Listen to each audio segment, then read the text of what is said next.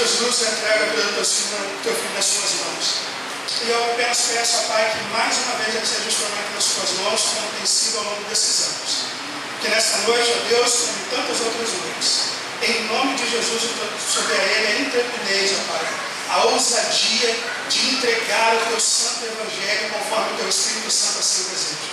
E que sobre ele a humildade, ó Pai, para não proferir nenhuma palavra além daquilo que o teu Espírito Santo assim deseja. Que ele seja meramente a tua boca nesta noite para entregar a tua mensagem a nós. E que essa mensagem seja transformadora, tanto na vida dele quanto na nossa vida.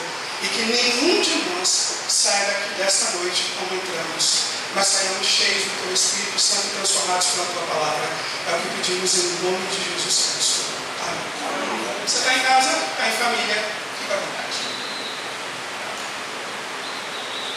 Amém? Graças e paz, queridos, amém? Amém. Que bom participar aqui, que bom estar aqui nessa igreja, pastoreado pelo meu amigo pastor Wagner Pomel. Realmente uma amizade de longas datas e que realmente construída por Deus, porque as nossas esposas já se conheciam há muito tempo. Eu não sei se você vai lembrar, por acaso nós participamos da mesma rodinha de conversa na IABV, no congresso da nossa Convenção Batista aqui do Estado. De lá para cá nós nos tornamos muitos amigos, muito próximos, de estarmos em nossas casas. Quando ele estava em Pinheiros, eu dizia que quando viesse para a Vitória, uma parada obrigatória era na cruz, né? Na ida e na volta ele escolhia, mas ele tinha que parar lá.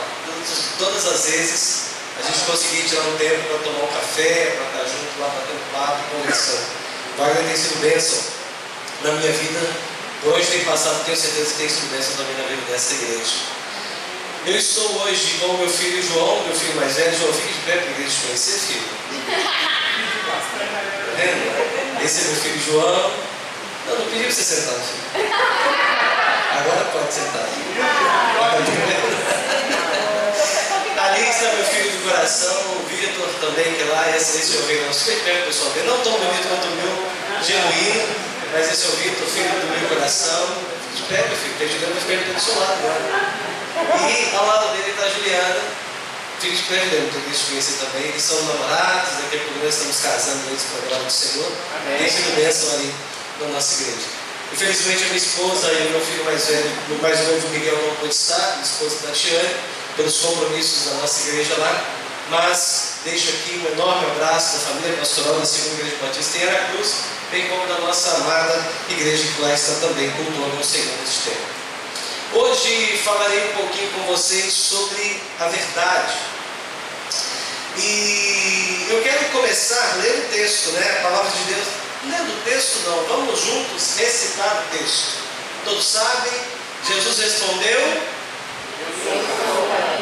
Vai mais forte agora, lembramos, forte agora. Jesus respondeu, eu sou o caminho, a verdade e a vida. A Junta de Missões Nacionais, ele tem um complemento, mas deixa um pouquinho para depois. A Junta de Missões Nacionais, ela tem um livreto, um estudo bíblico baseado no Evangelho de João. Em suas 4 lições, ela trabalha exatamente o Evangelho de João. A primeira lição, ela trabalha dizendo que Jesus é a verdade que liberta. A segunda, ele trabalha Jesus é a luz para o seu caminho. A terceira, Jesus é o único Salvador. E a quarta, Jesus é o dono da sua vida. Em alguns momentos também, a Junta de Missões estaduais e nacionais, ela distribui um livretinho com esses estudos que ele vem composto do Evangelho de João completo e as 4 lições no final. A primeira lição deste discipulado, ele trabalha Jesus a verdade que liberta. E eu quero começar fazendo a citação de algo que eles fazem ali muito especial. Esse livreto, toda a sua lição, ele tem uma tirinha, ele tem uma ilustração que diz algo de acordo com a mensagem que trará durante o discipulado. E eu quero compartilhar com vocês essa imagem. Essa imagem é a imagem do estudo que encontra-se lá. Ele diz ali, não sei se você consegue ouvir, no primeiro quadradinho à esquerda do superior, ele diz assim: você está louco? Coloque paraquedas. Não sei se você consegue ver a ilustração. Ali é a ilustração de 2 homens que estão perto da porta de um bimotor para saltar de paraquedas, o que a gente entende, né? E ele diz: se você está louco, coloque-se paraquedas. E o outro responde: eu não creio na lei da gravidade e você não pode me forçar. Aí o outro com paraquedas diz: mas, querendo ou não, você vai encontrar a verdade assim que saltar do avião. O texto diz que ali, no primeiro momento, essa ilustração diz que ele não perdeu muito tempo discutindo com aquele que ignora uma verdade que é real, que é impossível de não acreditar, dadas a natureza e naturalmente aquilo que a gente vive todos os dias. E nesse conceito ele constrói uma mensagem que ele diz assim: a verdade continua sendo verdade mesmo quando não acreditamos nela. A verdade continua sendo verdade mesmo quando não acreditamos nela. A gente vive um tempo da relativização de tantas coisas, pecado e tantas outras coisas, inclusive a relativização da verdade. Talvez, e aí vou falar da minha época, a gente não tenha vivido um tempo como este, em que cada esquina existe uma verdade, a fé de fogo, ela até defendida por as convicções que eu tenho na crença de mim mesmo, ou em mim mesmo, ou naquilo que eu estipulo como melhor para mim. A gente talvez nunca viveu um tempo tão vestido de antropocentrismo, da centralidade do homem, dentro da igreja e fora da igreja, como temos vivido neste tempo. As ideologias têm trazido os seus seguidores a partir de uma interpretação natural deles mesmos, então eles constroem algo que passa a ser não mais o seu ponto de vista, mas a sua verdade, porque existe uma diferença. O ponto de vista eu posso mudar a partir de uma explicação convincente daquilo que eu acredito a partir de um argumento sólido, onde pode sim transformar ou mudar o meu pensamento acerca de alguma coisa. Por exemplo, o João Lucas, quando ele nasceu, meu filho mais velho, quando ele começou a crescer um pouquinho, eu disse para ele assim: meu filho, eu vou te mostrar a verdade do melhor time do Brasil. E você naturalmente vai escolher a camisa que você quer do time que você vai torcer. E aí eu coloquei as 4 camisas em cima da cama. Eu coloquei a camisa do Fluminense 3, a camisa do Fluminense 2, a camisa do Fluminense que era usual e a camisa do Fluminense original. E entre uma dessas 4 eu disse: você pode escolher a camisa que você quiser e você torcerá para esse time. Consequentemente, naturalmente, pelo livre-arbítrio que foi concedido naquele momento a ele escolheu ser Fluminense. Na verdade, isso acontece no mundo hoje. Existem pessoas que querem que a gente acredite em uma verdade sem a opção de outras, e muitas vezes não podemos nem construir uma cosmovisão, porque está tão enraizado um conceito defendido em ferro e fogo, que muitas vezes ficamos sem argumentos. Aliado a isso, temos outra gama de pessoas, que são aqueles analfabetos funcionais. Aqueles que defendem ideologia sem saber de onde nasceu, de onde veio, qual é o seu idealizador, é fruto de quê, qual estudo aprofunda, mas aprendemos uma geração de papagaios que repetem aquilo que as pessoas dizem que é certo. Direitos obscuros dentro de uma mentira construída, pintada de verdade, uma grama verde tingida por spray, e aí então é isso que a gente acredita. Estamos perdendo jovens, adolescentes e tantos outros neste mundo ideológico, por ignorância em todos os aspectos. São convencidos pela liberdade que cega os seus olhos, cauteriza sua mente e machuca o seu coração. Sabe por que eu creio na verdade de Jesus Cristo? Porque ela tem alguns poderes. E Stephen Wolford, ele diz alguns poderes acerca disso, mas eu quero dar a minha cara alguns poderes que ele cita sobre essa verdade. Mas aí eu quero dar a vocês a minha interpretação a partir dos poderes pelos quais a verdade do Senhor tem. O primeiro poder dessa verdade, que é Jesus Cristo, onde ele define, usando no original o artigo que realmente diz que não cabe variação, ele define mesmo, dizendo que ele é o caminho, ele é a verdade. E é interessante pensar, porque essa verdade estabelece alguns poderes. O primeiro poder dela é o seu poder libertador. João 8,32 diz: e conhecereis a verdade vos libertará. A palavra de Deus é aquela que rompe todas as cadeias do pecado ou de pecado que nos escraviza. E é por isso que ela é libertadora. É por isso que essa verdade nos liberta. Ela nos leva ao nosso encontro de pobre, miserável, pecador, morto no terrível pecado que vivemos através das nossas próprias paixões. Limpa os nossos olhos, purifica os nossos corações e diz assim: este caminho é Jesus que te leva à verdade, que também é Jesus. É por isso que ela liberta. E a principal liberdade que essa verdade nos traz é a liberdade de nós mesmos, mostrando que nada somos sem Jesus. O segundo poder dessa verdade é o poder de limpar ou de podar. João 15,3 diz assim: vós já estáis limpos ou podados, em outra tradução, por causa da palavra que vos tenho falado. Aqui o significado é de poda, de cortar, de lançar fora toda a impureza que impede o desenvolvimento dos frutos que permanecem e se desenvolvam naturalmente para que outros frutos ou novos frutos surjam a partir disso. É essa verdade também que arranca de nós tudo aquilo que se torna mentira, mesmo que no início tenha um gosto doce, mas no final sentimos o ferro. O terceiro poder dessa verdade é o poder santificador. João capítulo 17, verso 17, ele diz: santifica-os pela tua verdade, pela tua palavra, a tua palavra é a verdade.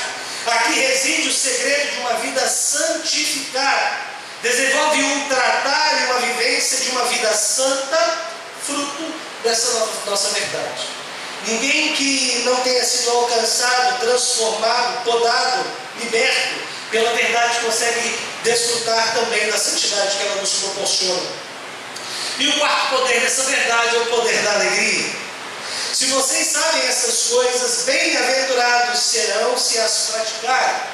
A realização e verdadeira alegria ao vivermos uma vida e defendermos algo que é verdadeiramente satisfaz, porque Cristo nos satisfaz. Ou melhor, porque só Cristo nos satisfaz.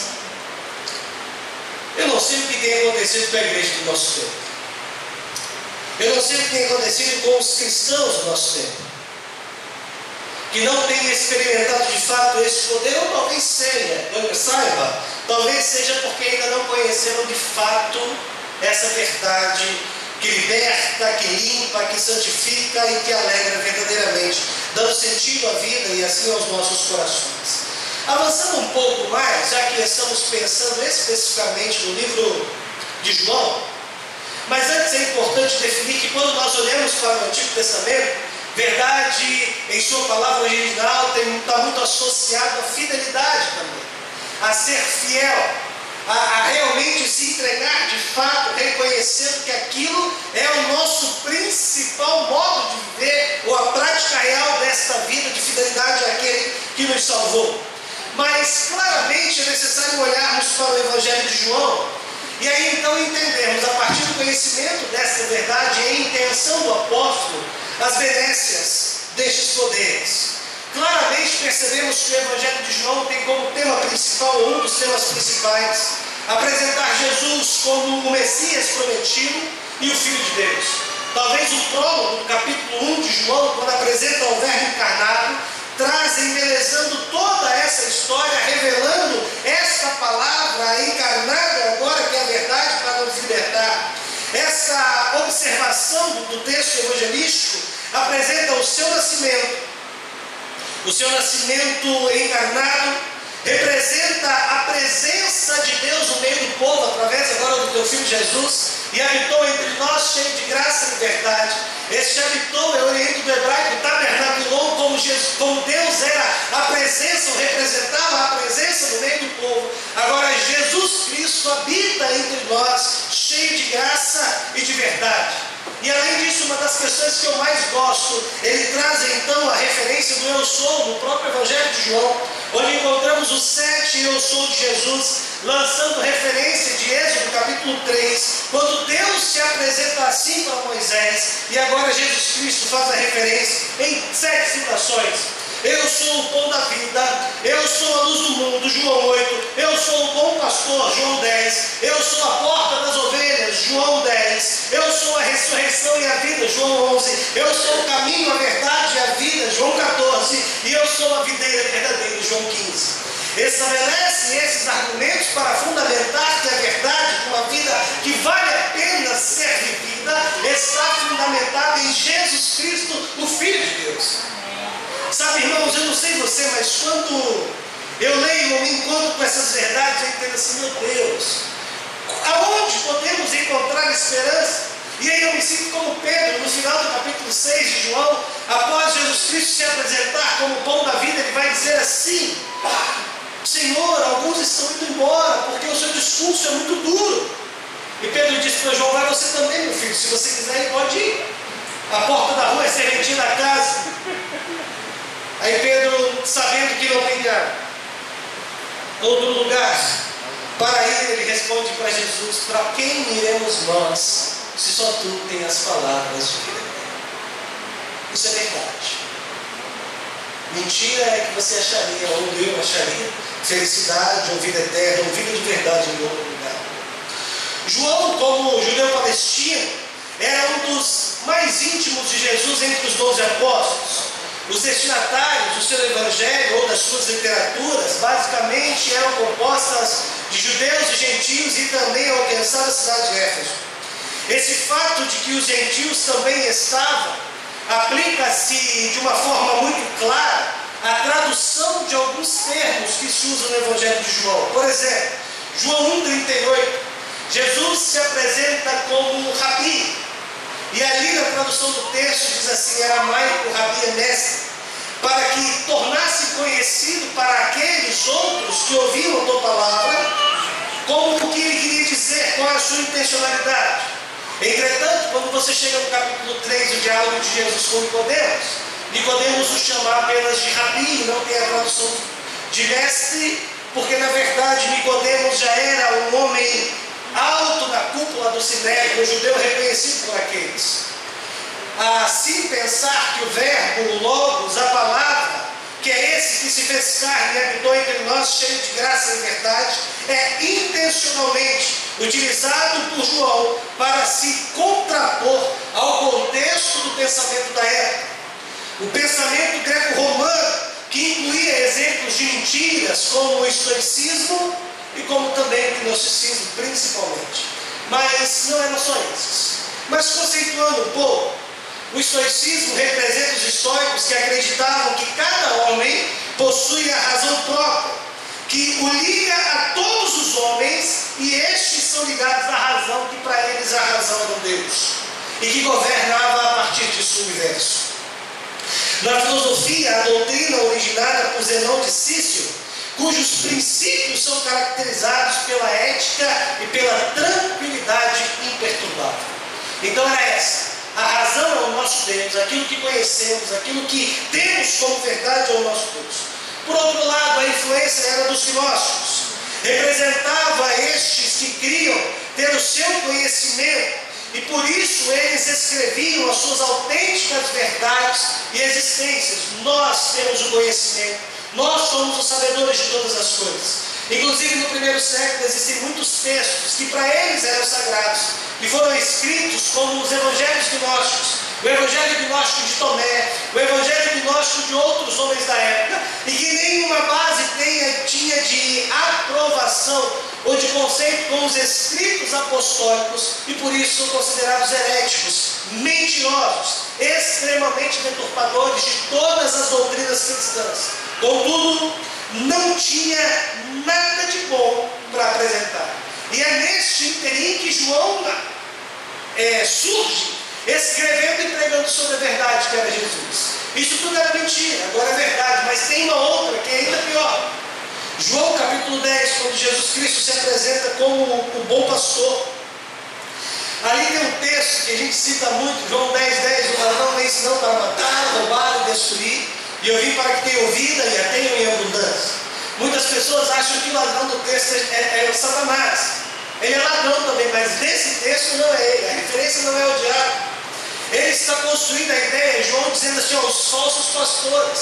Aqui são os falsos pastores, aqueles que extorquiam, aqueles que usurpavam, aqueles que pregavam o evangelho extremamente mentiroso e tiravam tudo de suas ovelhas, inclusive a alegria de viver pela opressão da sua mensagem trajada de mentiras. E agora Jesus surge e fala assim, olha, o pastoreio não é este, eu sou o bom pastor. E a referência do verso 14 é que o bom pastor dá a vida pelas ovelhas. E ainda há a garantia de aquele que vier a mim de maneira nenhuma lançarei fora. E a porta das ovelhas era um lugar de segurança, ao contrário daqueles que estavam expostos expondo a verdade, Jesus disse: eu vim para cuidar de vocês.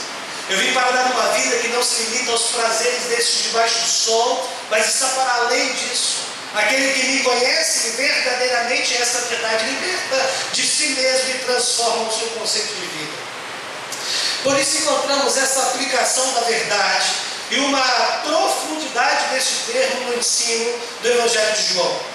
Além do desejo que aqueles que lessem, ou nós que hoje lemos o Evangelho de João, alcançassem a partir do seu testemunho a fé salvadora em Jesus Cristo, mas não se limitando aí, passando também a conhecer seus fundamentos e a indubitável riqueza nos detalhes mais profundos e, por que não, racionais da fé. Então João tinha um interesse de apresentar a verdade que liberta, de que através dessas verdades eles fossem encontrados e encontrassem essa verdade que era Jesus, mas que esta fé não fosse uma fé ignorante, que você entendesse uma fé, como diz os mais do interior, com substância, uma fé com base.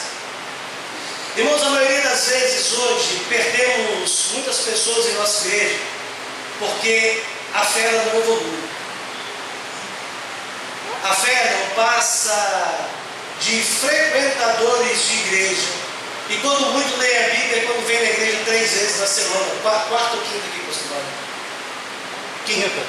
Quinta, domingo de manhã e domingo à noite.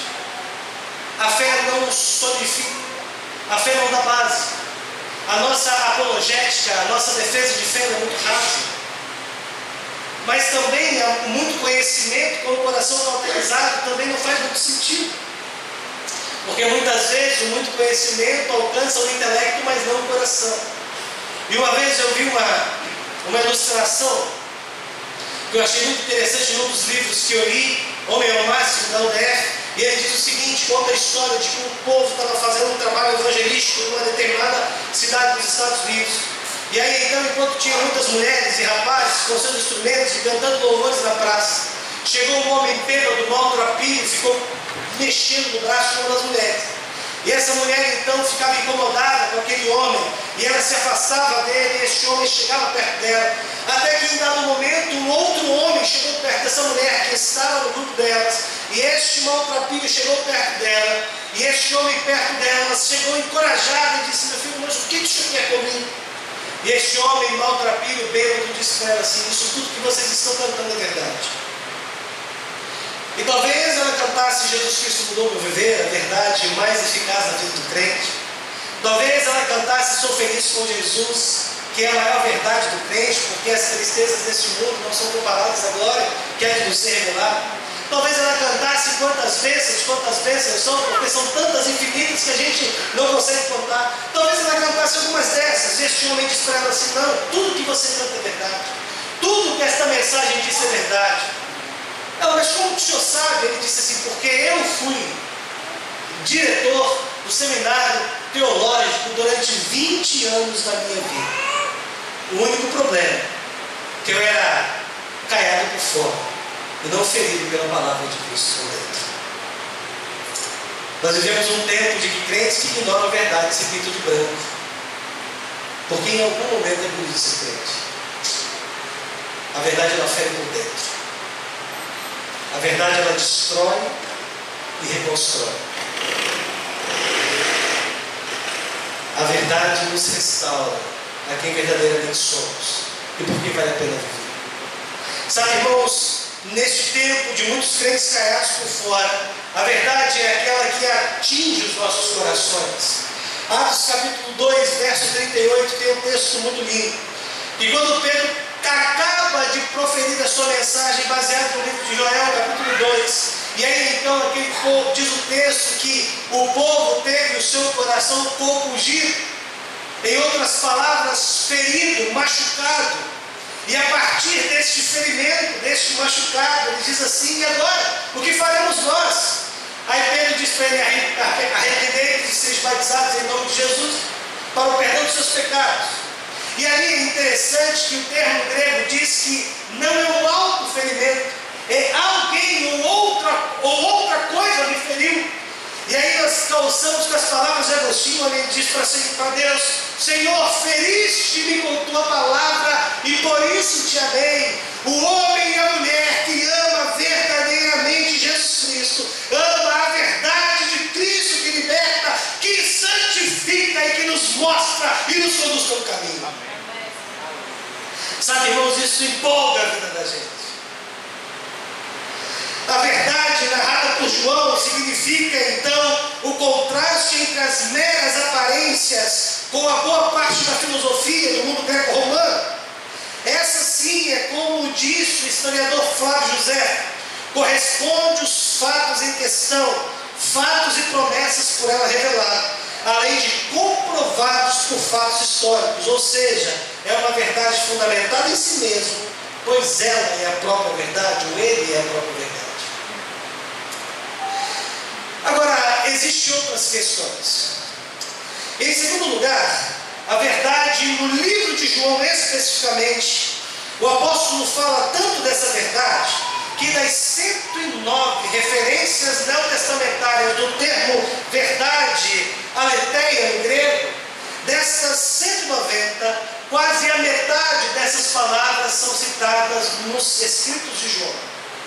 25 vezes só no Evangelho, outras 20 vezes nas suas 3 cartas, e 10 vezes no livro de Apocalipse. Então João, entre todos os escritos do Evangelho do Novo Testamento, é o que mais faz referência a este termo verdade, aletheia. Um dos seus principais pontos é transmitir a ideia da realidade. Essa expressão verdade aparece, por exemplo, em João 4, para definir o coração do adorador.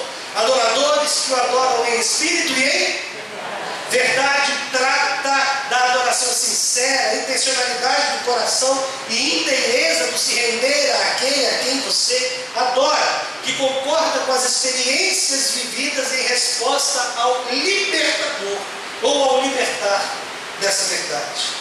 A segunda delas ele usa talvez em João 8,16 para definir o juízo verdadeiro. A expressão deriva da mesma raiz.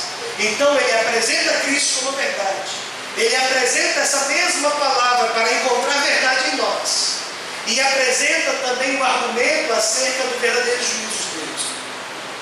Entre outras questões, Jesus, em seu sentido literal, se revela como sendo a verdade. A pessoa não chega a Jesus para perguntar sobre a verdade, mas se aproxima de Jesus sendo Ele a verdade. E é interessante pensar que todas as pessoas... Rapaz, não sabe que soava tanto. Vestido de pastor.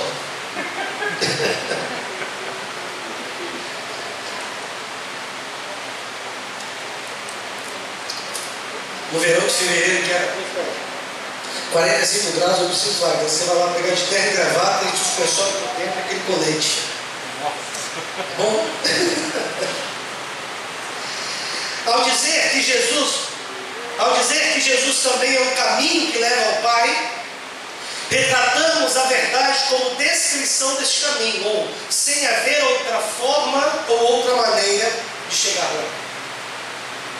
Para completar isso, dissemos que Jesus é o caminho até Deus, mas também dizemos que Ele é a verdade de Deus. João passa a ideia de que os substantivos são coordenados, mas que também tem uma relação entre eles, porém uma definição específica e única. Cada um exerce a sua definição daquele que ele diz. Ele é o caminho que te leva a Deus. Ele é a verdade de Deus revelada, então Ele é a verdade. E é só nele que encontramos a vida, porque Ele é a fonte de vida. Então Ele correlaciona a necessidade humana dos três, mas representa como a única solução e a representatividade dos três. Thomas Campbell define a verdade em alguns aspectos, tais como: não é possível me conhecer fora da verdade. Eu sou a verdade que vocês devem crer. Eu sou a verdade infalível, absoluta. Se vocês permanecerem em meu caminho, conhecerão a verdade, e a verdade os libertará e tomarão posse da vida eterna. São individuais e são complementares, ao mesmo tempo que coordenados.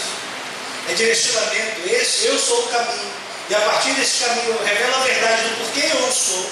E eu sou a verdade e revelo o porquê eu sou, porque também sou filho. Então eu busco os três em uma pessoa só que me satisfaz por completo. E caminhando para quase o final, o pastor quando fala que está terminando, prega um monte ainda, né? Mas para quase o final, nós temos três questões importantes sobre a verdade. Em primeiro lugar, essa verdade, como já dissemos, ela não é abstrata. Ao contrário disso, é revelada na vida pessoal e real do Verbo que se fez carne e habitou entre nós e se revelou a nós.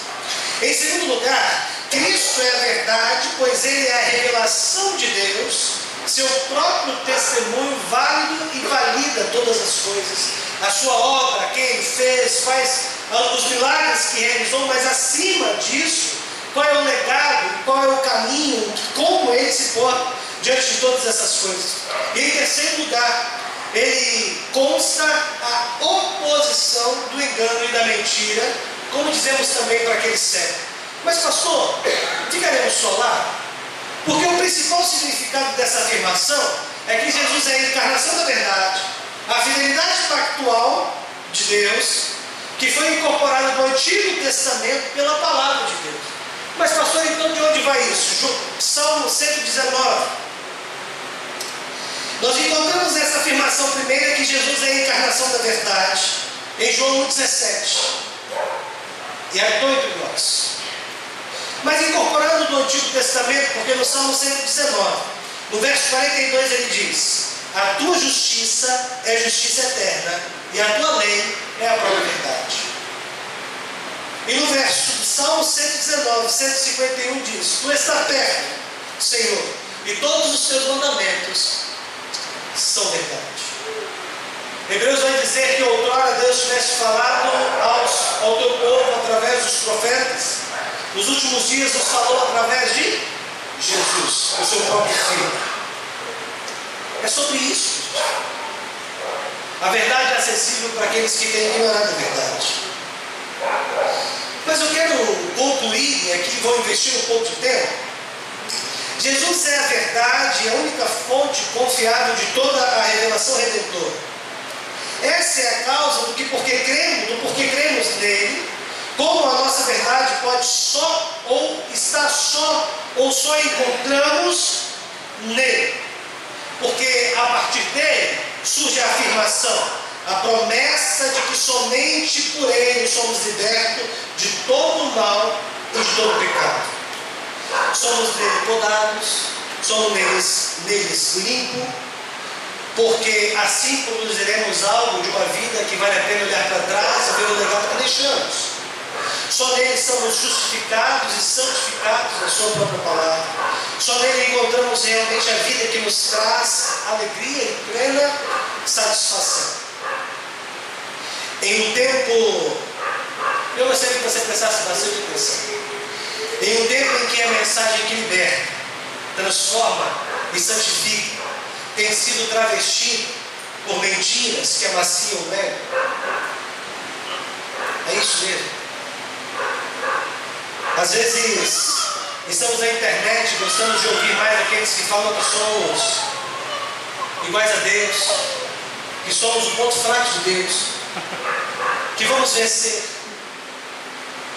Em um tempo que trocamos Romanos 8,18, que o sofrimento deste tempo presente não há de ser comparado à glória a ser revelada, e cantamos que somos o espelho, uma raridade do Senhor. Não chore porque o mundo ainda não, nós choramos neste mundo porque somos consolados por Cristo, e porque um dia não choraremos mais, porque a verdade diz que dos nossos olhos serão enxugadas todas as lágrimas. Em um mundo que diz que vamos vencer e vamos ter flores e vamos ser quem queremos ser, Jesus Cristo diz, negue-se a si mesmo. A verdade diz que a cruz é o sentido de honra, de esperança e de vida do crente. A pior morte do dia, a verdade revela que é dali que surgiu a melhor vida para nós, e essa vida é Jesus. Em um tempo que o Evangelho, que é essa verdade, que é uma pessoa, que é Jesus, que tem para salvar todo aquele que nele crê, tem sido trocado pelas mensagens do prazer a qualquer custo, mesmo que o final dele leve à morte. É o paralelismo, o paradoxo da verdade.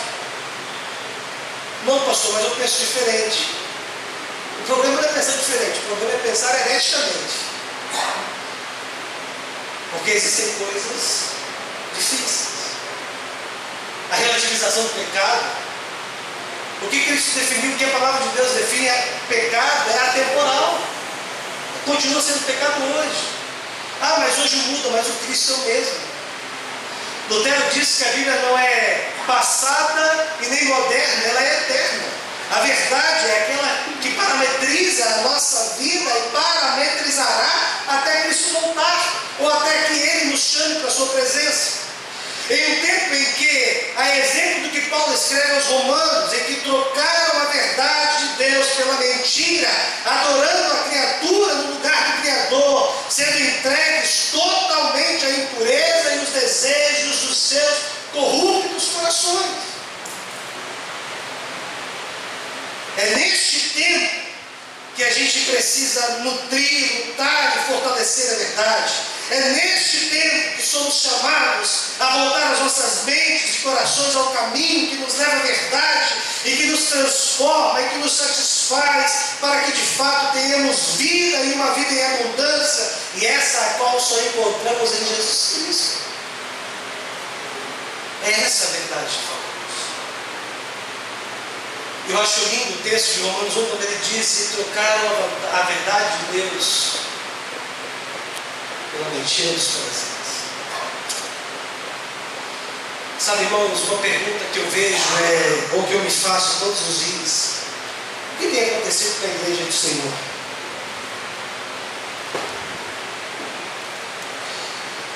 Como temos negligenciado o estipar dessa verdade dentro da nossa vida mesmo,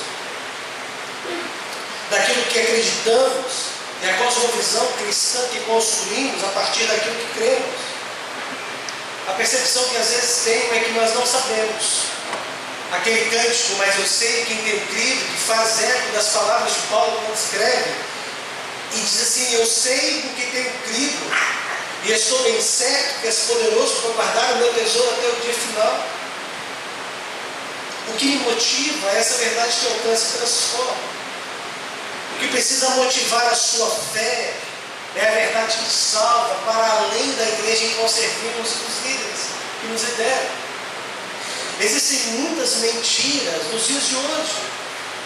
No nosso tempo, como naquele tempo, existem hoje. E hoje, mentiras travestidas de Bíblia. E aí haja justo, porque Caio Fábio diz algo que ele mesmo comprova a sua tese com o seu própria forma de viver e interpretar a Bíblia, quando ele diz que a Bíblia é a mãe de todas as heresias, porque ele prova isso com o seu próprio evangelho que ele prega, porque não é o evangelho de Cristo. Em um tempo de tantas mentiras, o que se opõe à mentira é a verdade. E você precisa, e eu preciso conhecer de fato essa verdade, que é capaz de nos libertar do pecado, nos libertar deste mundo, nos libertar de nós mesmos, e que nos conduzir pelo caminho que nos leva à vida, que é Jesus Cristo. Aproveitando a proximidade da comemoração dos 506 anos da Reforma Protestante, eu quero encerrar a minha fala com uma citação de Lutero, onde ele diz o seguinte: paz, se possível, mas a verdade a qualquer preço. Que Deus te abençoe. Amém. E que te dê disposição para a qualquer preço defender essa verdade que salva, cura, liberta, santifica e te dá vida e vida em abundância. Vamos orar, feche os olhos.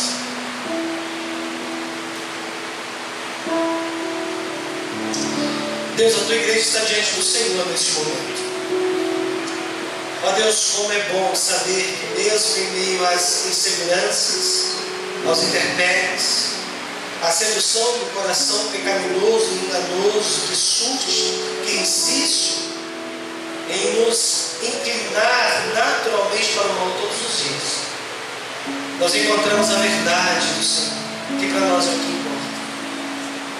Além disso, encontramos o amor, a misericórdia do Senhor que se renova a cada manhã, que nos leva ao encontro do Senhor a cada dia, que nos faz entender que não existe lugar nenhum para que possamos ir que não seja a presença do Senhor.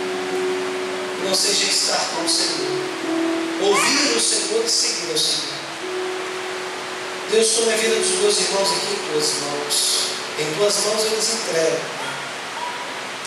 Na certeza de que, ó Deus, existem alguma coisa em seus corações que tem feito separar desta verdade, titubear naquilo que crê, não mostrar essa segurança de fé e a certeza, ó Deus, de viver verdadeiramente transformado, santificado, liberto com a esperança em Cristo Jesus. Pai, que em nome de Jesus, esta verdade hoje os alcance e transforme a sua vida, lhes dando esperança e paz.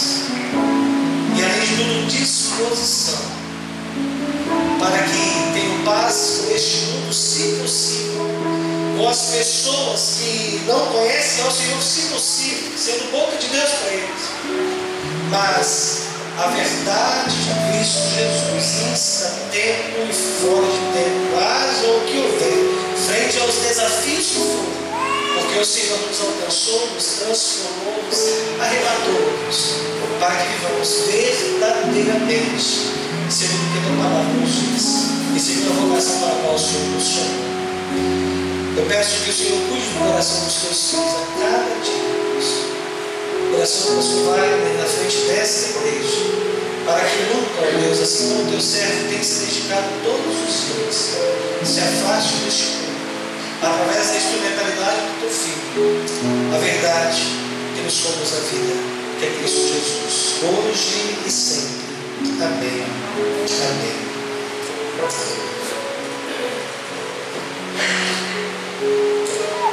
Que Deus abençoe os irmãos. Foi um prazer estar aqui. E a minha oração é que vocês saiam daqui abençoados, tanto quanto eu irei retornar para a cruz, abençoado por cultuar a Deus com vocês. Deus abençoe a vida de vocês. Pastor. Gostaria de agradecer, meu amigo, e como a gente tem aprendido sempre,